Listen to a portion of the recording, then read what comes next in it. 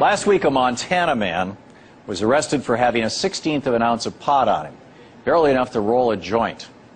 And Montana is generally considered a fairly conservative state. So this guy's facing drug possession charges, but his case never went to trial. The reason why is amazing. The judge in the case could not seat a jury willing to convict the man. In pretrial interviews, this is before people knew who he was, what the crime was, how much pot he had, anything. One potential juror after another, one after another, said they would not be willing to find someone guilty for only having a few buds of marijuana in their possession. Eventually, because he couldn't find jurors, the judge was forced to call a recess, acknowledging there was no way he could put together a fair jury. During that recess, a plea deal was worked out, and the man essentially got off without admitting any guilt. The judge in this case, Dusty Deschamps, claimed that in his 30 years on the bench, 30 years on the bench, he'd never seen anything like it. I say, let's hope we continue to see more of the same. Every year, at least 50,000 people die in our country due to alcohol. 50,000. In the history of our nation, and even the 200 years before we officially became the United States of America, a nation, you know how many people died from a dose of marijuana, or an overdose, or a massive dose?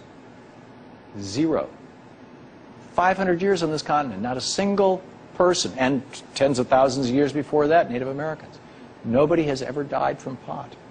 We have this bizarre double standard in our country that we have legalized and even embraced to a certain extent the use of alcohol, but we vilify pot and its users. It makes no sense. Alcohol causes long-term dementia. It corrodes your liver, and it can cause death when overdosed. Pot does none of those things. It may affect your short-term memory, but only while you're high.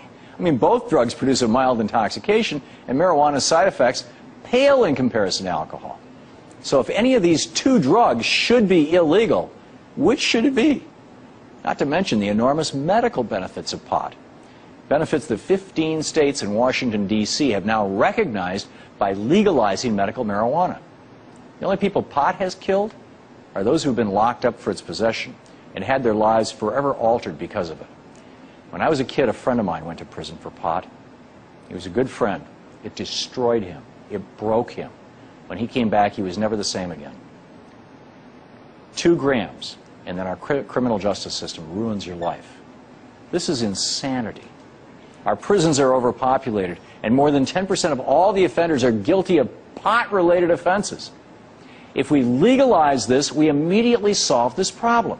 Not to mention the tens of billions of dollars that can be saved by not enforcing marijuana laws in our nation's war on drugs.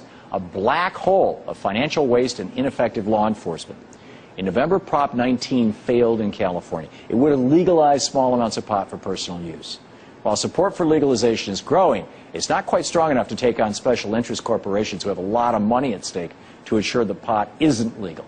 In the meantime, I think we should pursue the strategy of a few dozen jurors in Montana.